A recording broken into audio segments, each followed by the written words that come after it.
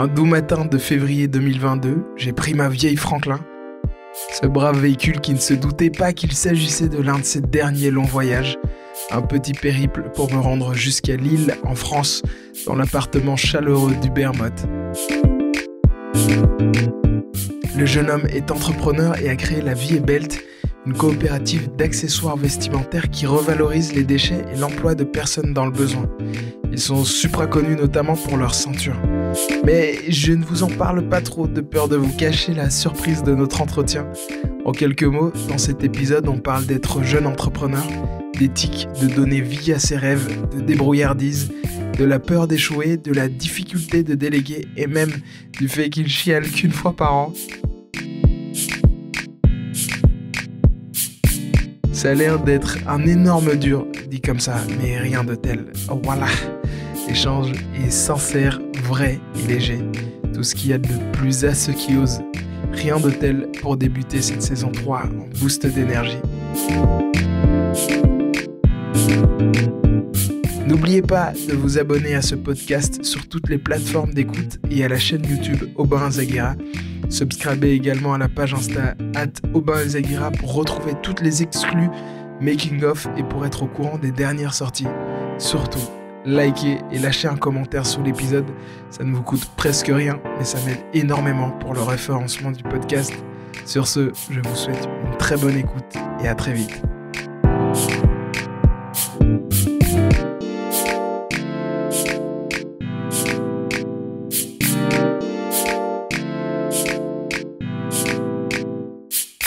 Hubert.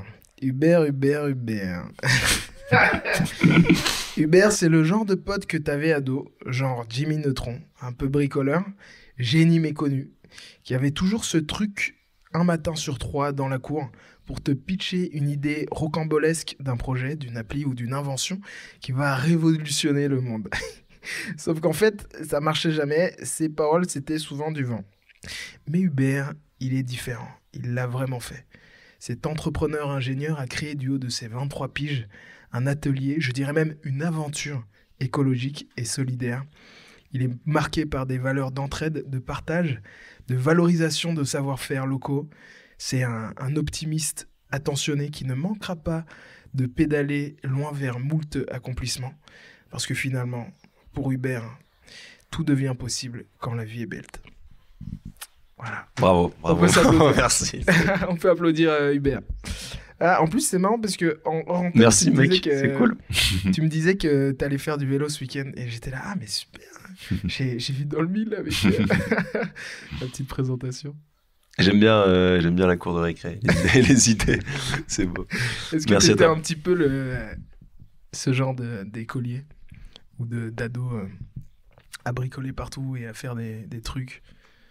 Ouais, en tout cas, avoir des idées, je pense, et à être dans l'action aussi, tu vois, à essayer des choses, quoi.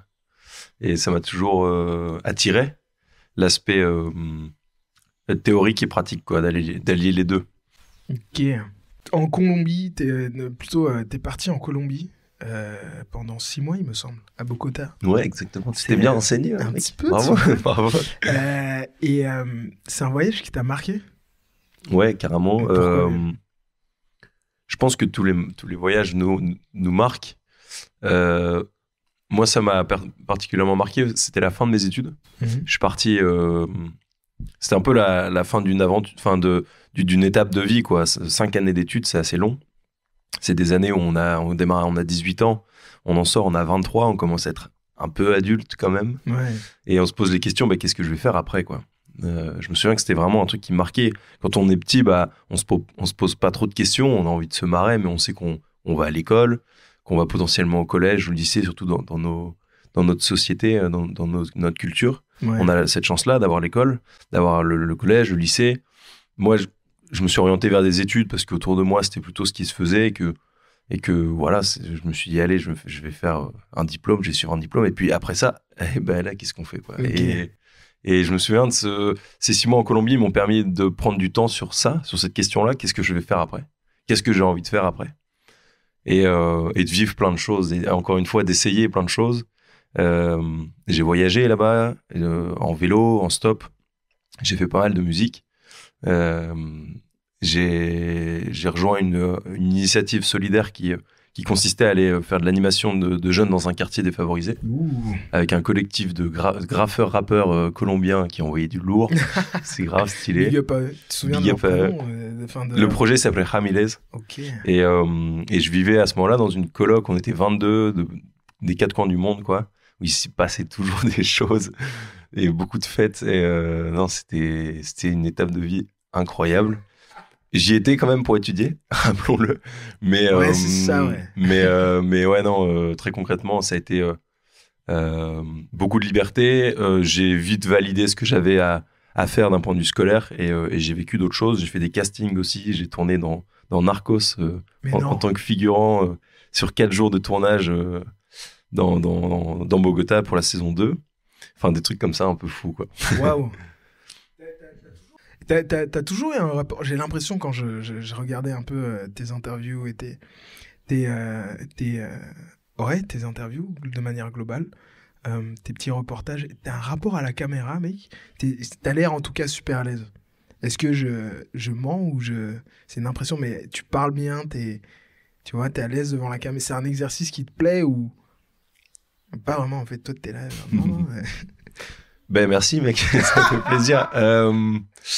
Tu vois, j'ai découvert ça avec le projet La Vie est Belle, parce que j'avais jamais expérimenté ça.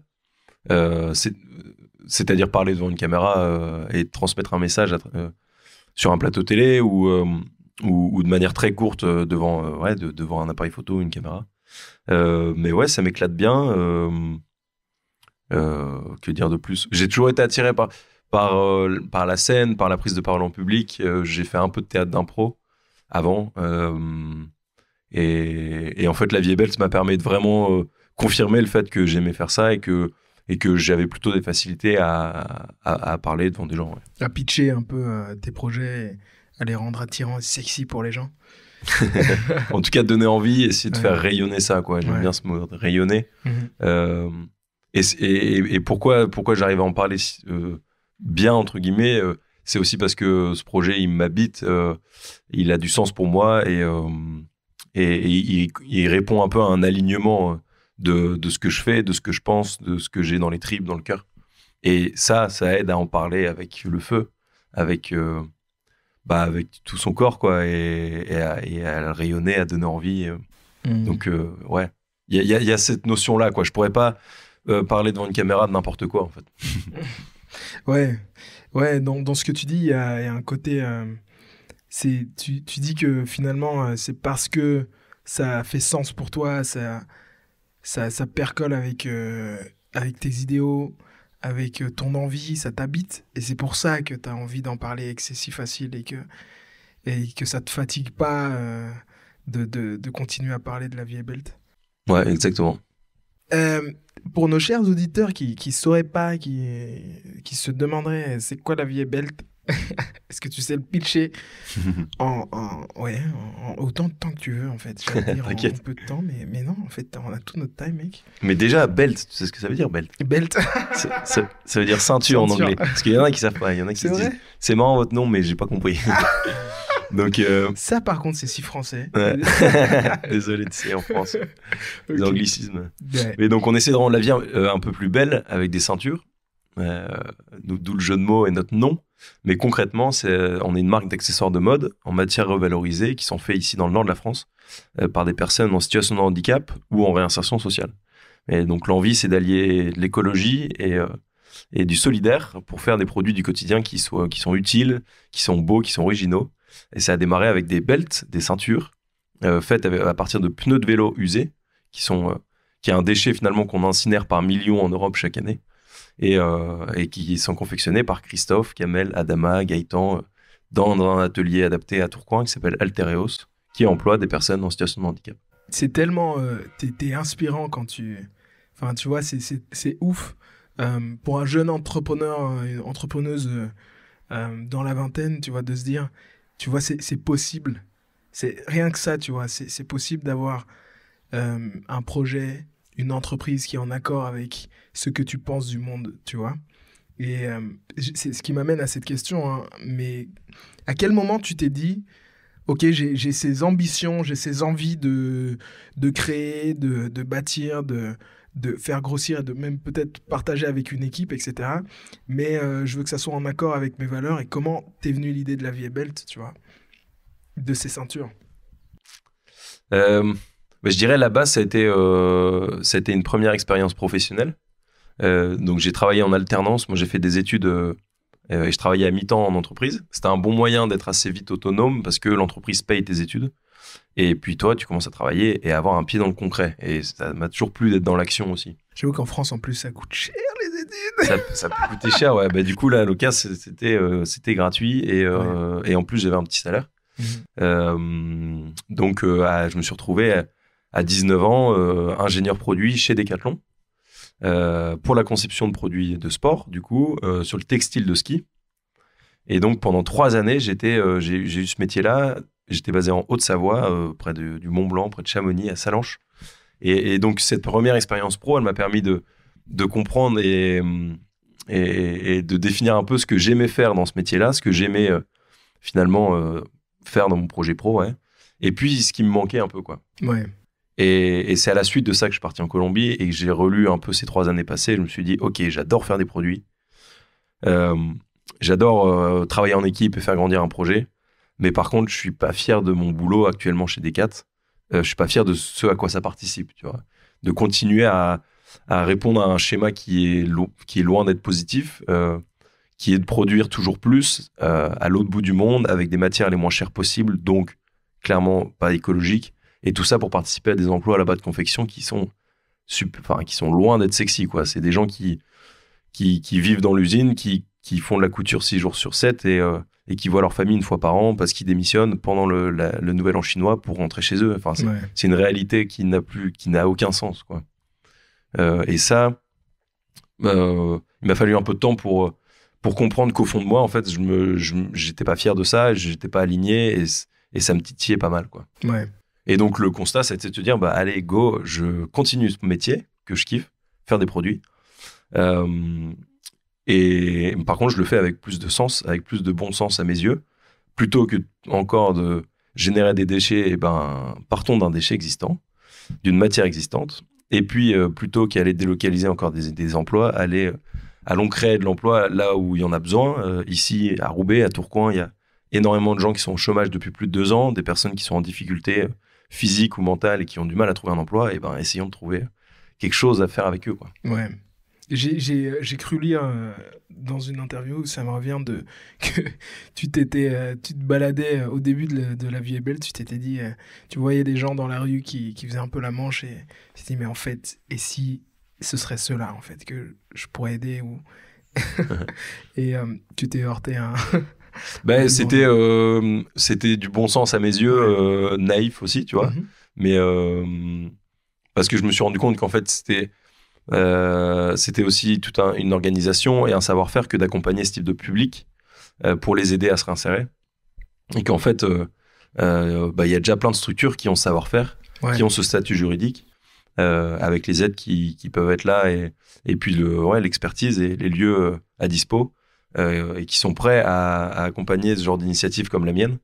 Et donc, plutôt que de vouloir faire tout seul, y a des synergies qui sont pertinentes et donc assez vite j'ai compris que ça allait être plus simple de passer de créer un partenariat avec une structure solidaire qui permette l'emploi de ces personnes-là, et qui gère ce volet-là et moi j'amène mes idées et je forme ces personnes-là à mon process et à ce nouveau métier.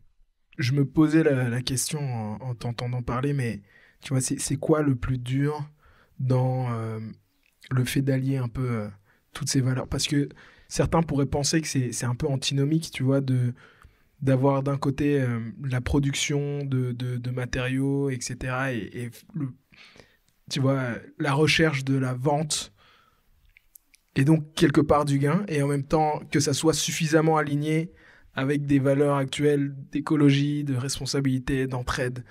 Tu vois, c'est quoi le plus dur dans le fait de concilier les deux, tu vois? Moi, ce que j'ai souhaité prouver avec la vie est belle, c'est qu'on peut consommer autrement, qu'on peut produire autrement ce qu'on consomme, et que finalement, on peut faire en sorte que la consommation, elle arrête d'être si néfaste pour la société, mais à l'inverse, qu'elle pourrait peut-être être positive. Entre guillemets, plus on va faire de ceinture, plus on va revaloriser des déchets qui sont normalement incinérés, plus on va permettre des emplois à des personnes qui sont dans le besoin. Notre process, il se veut le plus vertueux possible, tout est fait à la main. C'est des pneus qui sont collectés ici dans la région et plus, mais si on faisait pas ça, ça partirait soit en incinération en France, mais il y a trop de déchets incinérés en France, donc ça part même en Afrique du Nord, pour être brûlés. Et voilà, on propose un schéma qui se veut plus positif, plus vertueux. Et t'as pas eu voilà. des propositions, tu vois, pour de gens avec des grosses infrastructures, grosses institutions, des grosses entreprises pour te dire, écoute, on adore ton projet, vas-y, viens, on te met un peu d'input et, je sais pas, pour te trahir un peu. T'as pas eu ces... On a eu des propositions d'investissement. On a fait des collabs avec des très gros. Sur les demandes d'investissement, on a toujours dit non pour rester autonome, authentique, intègre dans notre action, et parce que on arrive à grandir en autofinance. On n'a pas d'emprunt bancaire, on n'a pas d'actionnaire.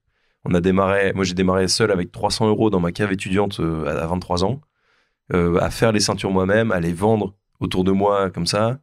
Et avec l'argent généré, ça a permis d'investir dans du meilleur matos, de commencer à créer un site internet, et tout s'est développé comme ça. Mm-hmm.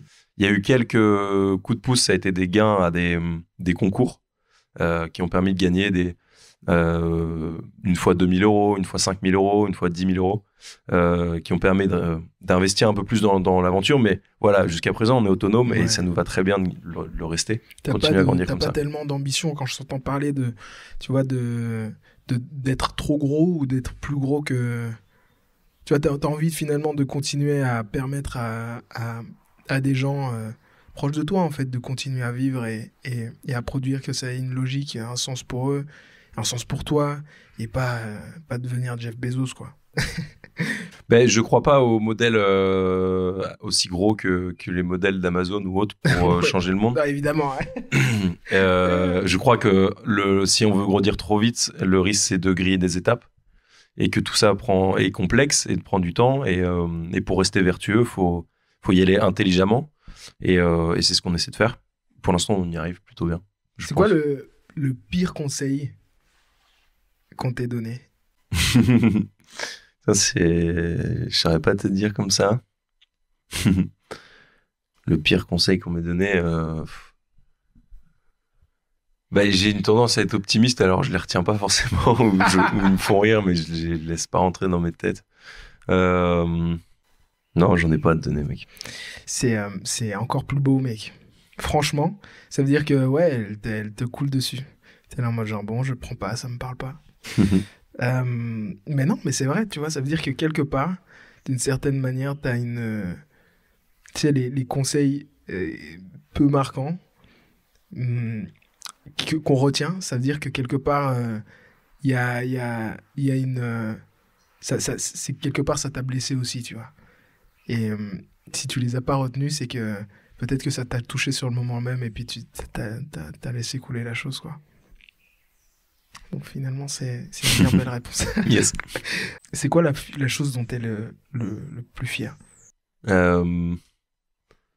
Pour moi, ça fait partie des petites victoires, tu vois, dans l'aventure La Vie est belle.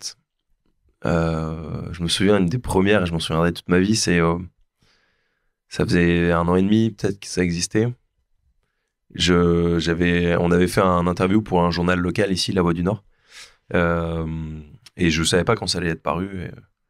Et je me balade devant la gare de Lille, la gare Lille-Flandre, et je vois devant le kiosque les unes de journaux. Et on faisait la une de La Voix du Nord. Et je savais pas.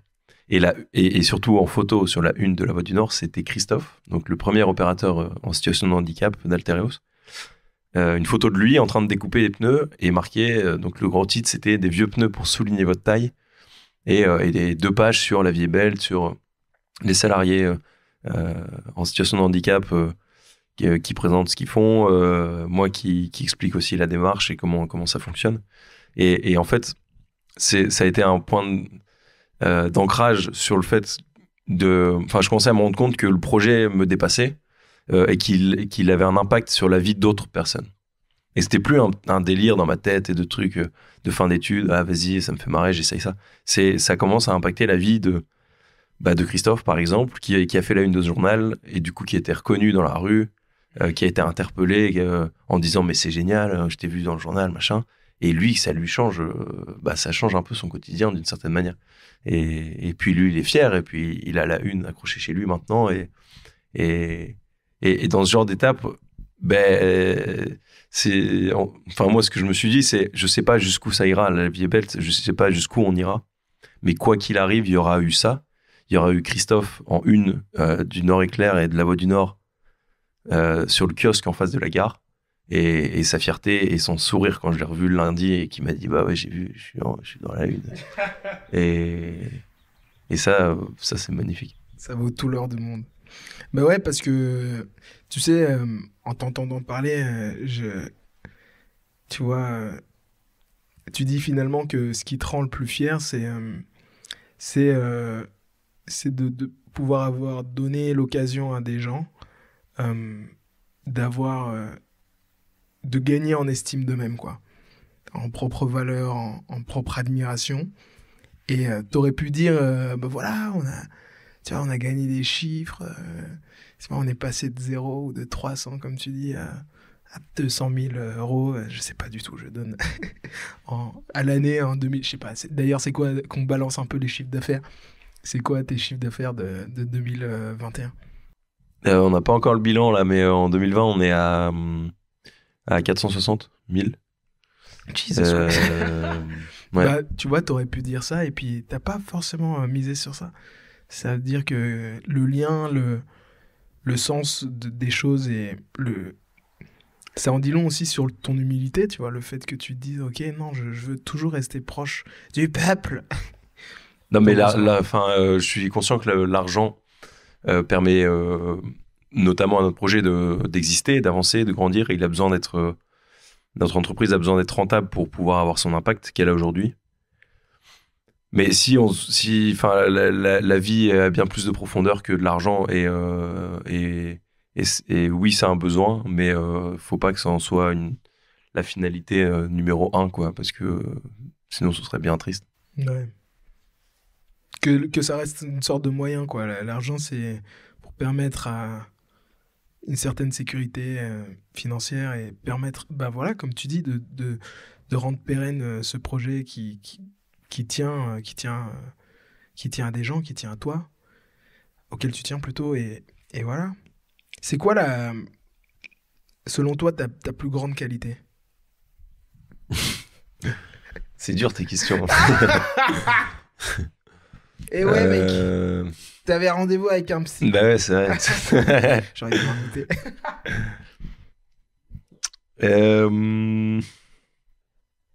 Non, mais à la fois, je pense que c'est important de connaître ses qualités, ses talents. Mais je dirais... j'aime bien le mot dynamisme. Il regroupe pas mal de choses, mais le dynamisme, il me permet une certaine curiosité pour aller de l'avant, pour aller rencontrer des gens, pour avoir du culot, je le relie aussi un peu à l'optimisme et au fait d'être positif, parce que c'est ça qui ouvre des portes et c'est ça qui permet d'avancer. Et je pense que j'ai ça en moi et que ça m'aide. Ok. Donc c'est un melting pot de choses liées à ton énergie, ta volonté de faire et ton... En fait, il y a aussi le côté très rassembleur, tu vois. T'es extrêmement rassembleur, en fait, à travers ton projet. Je sais pas si on te l'a déjà dit, tu vois. Tu rassembles beaucoup, que ce soit ton équipe de travailleurs, de collègues, mais des gens, quoi, des inconnus qui... Quand je regardais un peu toutes les interviews et notamment le projet auquel t'es passé, qui veut être mon associé ouais. sur M6 ici. en France. Mais les gens disent en commentaire, waouh, c'est trop bien, du local, un projet qui a du sens, etc. Donc, j'en parlais à ma coloc, à mon meilleur pote, je lui disais, mais tiens, je vais interviewer Hubert. Il me disait, mec, incroyable, j'ai justement vu une de ses interviews, une de ses capsules vidéo, et il a l'air trop cool et je valide trop son projet, c'est trop bien. Merci le coloc. Hein, ouais, vraiment. Jim, big up à toi. Big up à Jim. J'espère qu'il va l'écouter, il va faire, ouais. Ok, t'as parlé de moi. Tu te vois un peu comme un businessman ou pas? Non, pas vraiment. Pas vraiment, mais à la fois je reste...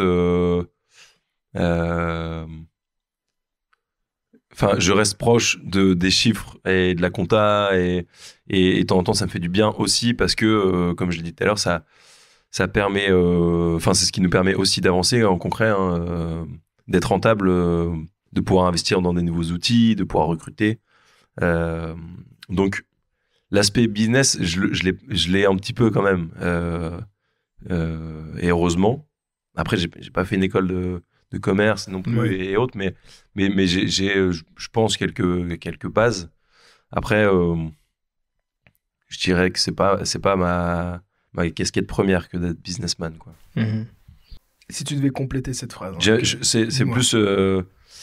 je suis businessman comme Largo Winch, tu vois. Je sais pas, ça me fait marrer, ça. Ouais. Dire, je reste un aventurier, mais conscient de comment ça fonctionne. Mais bon, j'ai un peu moins de fortune que Largo Winch. Hein, mais... Et j'ai tué personne. Et j'ai tué personne, ouais. Si tu devais compléter un peu cette phrase, c'est j'adore entreprendre avec quelqu'un qui... 3 petits points, tu vois. Ben, déjà, j'ai peu d'expérience, ça c'est un sujet, tu vois. J'ai parfois une tendance aussi à être un peu seul dans mon... Enfin, pas seul à faire, mais seul à porter, quoi. C'est lié à mon histoire un peu et à ma manière d'être. Mais du coup, c'est une très bonne question que tu me poses là, parce que du coup, j'ai peu d'expérience d'entreprise, enfin de projets entrepris à deux. Ouais. Bah, ça peut être j'adorerais entreprendre avec quelqu'un qui, mais tu sais, c'est pas forcément une question isolée aux professionnels. Hein.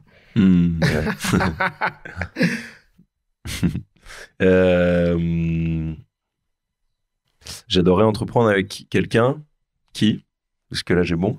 Ouais, c'est ça. Bah, qui est complémentaire de moi, mais à la fois qui a assez de folie pour qu'on se comprenne. Ouais. Toute la complexité de s'apporter chacun l'un l'autre, mais à la fois de vibrer un peu sur les mêmes ondes pour quand même se comprendre facilement et avoir une envie commune, quoi, hein, une impulse qui va dans le même sens tous les deux. Une sorte de... Quelque part, c'est que, tu vois, que tu dises... Quand je t'entends parler, tu dis que finalement, nos valeurs soient similaires, quoi. Que la forme que ça prenne, peut-être qu'on est complémentaires dans la manière d'agir, mais que le but soit commun, quoi. Ouais, exactement. T'es proche de tes parents ou pas? J'adore ces changements de questions. T'es businessman? Ouais. T'es proche de tes parents? Ouais. Et tu fais du vélo demain? Demain ou... Eh ben, écoute, ouais, je suis plutôt proche. Je sais pas où est la jauge, mais je pense que je suis quand même dans la partie... Proche que pas proche, quoi. Non, justement, non. Ah. Ben, il y a une partie de ma vie où j'étais un peu plus éloigné d'eux. Assez jeune, j'ai vécu dans une famille à partir de mes 14 ans, pendant 4 ans. Et à ce moment-là, mes parents étaient en train de se séparer. Ils avaient, entre guillemets, leurs problèmes à gérer aussi. Et eux à gérer l'un l'autre et eux leur relation. Et moi, je suis le dernier de ma famille. T'as beaucoup de frères, ça? J'ai 4 grands frères. Ouh, belle fratrie. Une belle fratrie, ouais. Et du coup, ouais, pendant ces 4 années-là, ces 4 années-là m'ont éloigné d'eux, en tout cas, d'une certaine manière. Après, j'ai grandi, j'ai appris à régler aussi certains points de nos relations, et puis je me suis rapproché d'eux, mais il y a eu quand même ça. Ouais. Mais qui a été une super force pour moi, parce que du coup, ça m'a appris assez jeune, du coup, d'où un peu un côté solitude aussi, mais à me débrouiller, à vivre autre chose, une sorte d'émancipation un peu anticipée, mais qui, je trouve, j'en ai vite fait une force, quoi, et j'ai vite pris conscience que c'était une différence par rapport aux autres ados de mon âge, mais qui était une super force pour moi d'être mature. Ouais. Tu sais, ça rejoint bien avec le point où tu disais tantôt, tu dis, ouais, j'ai quand même l'impression où j'ai tendance à fonctionner en étant pas seul, mais ouais, un peu seul, un peu. Je porte la responsabilité des choses en solo. Et peut-être que c'est des circonstances de vie qui t'ont mené à ça. Et c'est marrant parce que ça peut être une béquille comme ça peut être tu vois, quelque chose qui te propulse énormément, quoi. C'est fou parce que tu t'entreprends et t'as cette conviction que, tu vois, de ton indépendance, tu vois, c'est, je peux y arriver aussi, tu vois. J'ai ce projet fou, je peux rameuter des gens pour pouvoir, parce que j'y crois. Et ouais, et à 28 ans, on a la vie est belle, quoi. Je vais t'étonner à chaque fois. C'est vrai que j'ai pas vraiment de fil conducteur. Je casse les trucs avec mes questions. C'est quand la dernière fois que t'as chialé? J'adore cette question. J'adore parce que tu le dis en rigolant. En plus, c'est... Ouais. Chialer de joie, de rire ou mec, de tu prends comme tu veux la question. Bah, mec, j'ai l'impression d'être chez le psy, c'est magnifique. C'est enregistré du coup tout ça. Tu pourras le cutter si tu veux. T'es pas obligé de répondre à la question, ceci dit. Bah non, c'était la tristesse. Mais c'était la séparation avec mon ex du coup. Ouais. Je sais pas si je peux te dire beaucoup plus que ça. Mais c'est très bien. Ouais. Donc t'es pas un grand chialeur de manière générale. Même pas devant les films. Non, je suis pas un grand chialeur, non. Non, ça se compte parfois par année, quoi. Genre, j'ai chialé en 2021 et j'ai chialé en 2000 temps, et tu vois, c'est tout, quoi. Ouais, non, c'est pas grand chose. Ouais. Est-ce que t'as peur d'échouer dans un sens par rapport à tes projets, par rapport aux choses? Est-ce que j'ai peur d'échouer? Je pense que c'est humain d'avoir peur d'échouer. J'ai réussi un peu à déconstruire ça assez vite au lancement de la Vie est Belle, parce que je me suis rendu compte que même si ça échoue, j'allais tirer énormément d'enseignements de cette aventure, de cette tentative, et bien plus que si j'avais gardé une situation plus classique, d'être en contrat dans une entreprise et un peu de suivre des rails, quoi. Et en fait, j'ai vite compris que si je me lançais dans l'aventure et avec tous les risques que ça comprend, quoi qu'il arrive, j'allais en sortir gagnant. Et quand j'ai le choix important qui a lancé la Vie est Belle, c'était de refuser un CDI, du coup un contrat à durée indéterminée chez Decathlon, chez Quechua, donc la marque de montagne, en tant qu'ingénieur produit. Donc en gros, sur le papier, quelque chose de sexy, bien payé, confortable, quoi. Et de refuser ça pour une aventure qui était quand même, on se le dit, assez bancale. Enfin, en tout cas, il n'y avait rien. J'avais juste une idée et j'avais envie d'essayer et de me donner les moyens et le temps, quoi. Et j'étais à Lille dans une coloc et j'ai installé un atelier et ça a démarré comme ça. Mais assez vite, en expliquant ça à Decathlon et dire, en fait, merci beaucoup, mais je vais pas prendre le CDI parce que j'ai envie de créer ce projet qui est aligné avec mes valeurs, avec le sens que je lui ai donné, avec mon envie aussi de liberté, d'entreprendre, d'expérimenter d'autres métiers. Ben en fait, ils m'ont dit, mais c'est génial, mec, vas-y à fond. Enfin, c'est trop beau. Je me souviens, un de mes collègues à qui j'en parlais, à l'époque, il me regarde, quand je lui expliquais ça, il me regardait avec les yeux qui brillait. Il m'a dit, ouah, vas-y, mec. Putain, vas-y, tellement. Et là, j'ai compris. J'ai dit, ok, d'accord. Ouais, je vais vraiment y aller. Et j'ai compris aussi que je me fermais pas de porte, forcément, tu vois. C'est louable que d'écouter ses tripes et son alignement. Et que les collègues de Decathlon me disaient, en fait, si dans un an, ça marche pas, rappelle-nous. Enfin, je veux dire, ça c'est pas un feu rouge à jamais, en fait. Et puis, finalement, l'histoire est belle et puis ça grandit. The rest is history. Donc, je trouve qu'on a vite fait de se mettre beaucoup de peur, beaucoup de barrières. Si on écoute un peu trop ça, en fait, on n'agit plus. Et ça vient un peu de partout, quoi, de la société, de nos entourages, de nos pensées. Et c'est important d'essayer de mettre ça de côté. Et pour moi, mon conseil, c'est de se lancer au plus vite, quoi. On y va, on avance. Et si on attend trop, en fait, on a peur. C'est le syndrome du plongeoir, tu vois. Si tu regardes et que tu sautes, ça le fait. Si tu regardes et qu'il y a 10 mètres en dessous et tu fais oula, et tu commences à réfléchir, et là, il y a toutes les peurs qui s'installent, toutes les barrières mentales, et là, tu sautes plus jamais. Ça y est. Donc, faut se lancer, quoi. C'est beau comme réponse, mec. Aïe. C'est délicat hein, dans la peur d'échouer. Il y a plus j'y pense, plus je me dis. C'est presque comme le mot échec était mal vécu, mais ça n'existe pas vraiment. Tu vois, l'échec pour moi, c'est souvent une manière détournée de quelque part réussir, parce que c'est un apprentissage, tu vois, à chaque fois, et donc que la société, les normes font que ça s'appelle échec, et donc que c'est rabaissant.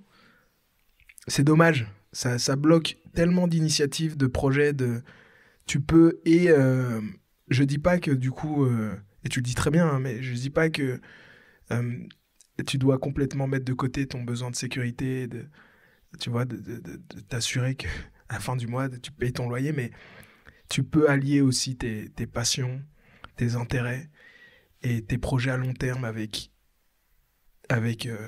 peut-être le fait de pouvoir quand même continuer à payer le loyer, tu vois, à la fin du mois, tu vois. C'est pas toujours facile, mais c'est possible, quoi. Et se dire, mais non, mais vas-y, je procrastiner, c'est un peu le pire. Ouais, et plus on attend, et moins c'est facile, en fait. T'as quoi comme projet du futur ? C'est quoi ta plus grande ambition ? C'est une de mes lacunes d'avoir du mal à définir très clairement où je veux aller. J'aime bien rester libre un peu. Ouais, mais je suis conscient que ça permet en fait d'y parvenir. Mais dans les ambitions et les projets, il y a la vie est belle, c'est clair. On fête nos 5 ans cette année. On est 5 dans l'équipe maintenant. Woup, woup. Yes, en juin 2022. À Lille et à Paris, on fera sûrement quelque chose dans les deux villes. Et puis donc, c'est de continuer à consolider cette aventure. Et plus elle grandit, plus j'arrive à pouvoir à déléguer, à pouvoir vraiment transmettre le bébé et le faire grandir à plusieurs. Et ça, c'est génial. Et j'apprends encore énormément avec ce projet. Et ça m'éclate. Donc, c'est continuer à faire grandir la vie est belle et à lui donner vraiment à passer l'échelle d'un point de vue impact et notoriété. Et puis en parallèle, je reste au fond de moi, et j'ai un caractère de défricheur, d'entrepreneur aussi, et j'ai d'autres projets qui naissent, et notamment des projets autour des métiers de reporter, reporter, journaliste, et 2022, ça devrait être l'accomplissement un début sur ces aventures-là, ouais, carrément. Yes, mec. Waouh. Te voir dans le monde des médias. Ouais, je me suis rendu compte que les médias ont un rôle énorme à jouer pour changer nos sociétés. Ouais. Qu'elles ont un pouvoir énorme. Et que si on leur mettait un peu plus de bon sens, on pourrait faire beaucoup, en fait. Ouais. Et comme parler en public et prendre la parole, c'est un truc qui me plaît. Que en plus, j'ai eu la chance qu'on me propose des choses, que des médias me proposent des choses pour incarner des nouveaux projets de sens. et que moi j'ai cette envie-là, il y a pas mal d'alignements qui se font que j'ai envie d'y aller. Donc voilà, des projets en cours autour soit de documentaires, soit de formes de médias à suivre. Je te vois bien un petit peu comme un jeune. Enfin, en fait, il est jeune aussi, mais genre Cyril Dion, je sais pas si tu vois. Ouais, très bien. Et ouais, à finalement, au bout d'un temps, genre, à créer, ouais, enfin, tu vois, aligner de nouveau tes valeurs. Et tu vois, plus je t'entends, et j'ai l'impression que ça a été la trame de cet entretien, mais c'est que c'est vraiment, tu cherches à allier des challenges, des défis qui sont les tiens, et à chaque fois avoir des nouveaux défis. Et aujourd'hui, la vie est belle, c'est installé, ou du moins tu tends vers enfin, ça va, tu maîtrises au moins la musique, elle est consolidée. J'utilise des métaphores qui ont rien à voir, mais c'est horrible. Non mais je comprends. Et ouais, c'est l'essentiel, c'est que ça puisse plus ou moins être compris. Mais et donc une fois que ça c'est fait, ben c'est peut-être défricher encore, tu vois, et paver le chemin dans d'autres projets aussi qui méritent cette attention, tu vois. Ce serait trop beau, mec. Ouais, j'ai hâte de te voir. De voir, ouais. L'émission s'appelle À ceux qui osent. Dernière question. Avant que je te libère avec toutes mes questions super psy. Tout va bien. L'émission s'appelle À ceux qui osent. C'est quoi ton rapport avec le fait d'oser ? Pour moi, oser, c'est être en vie, en fait. C'est avancer, c'est vivre. C'est vivre, mec, tout simplement.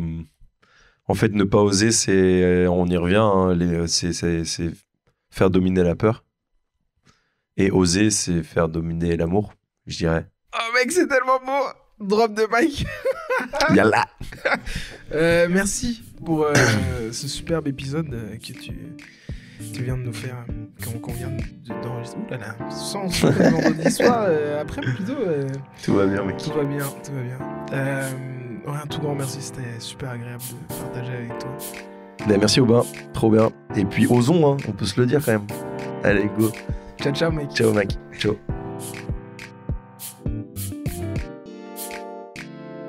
Yes. C'était cool.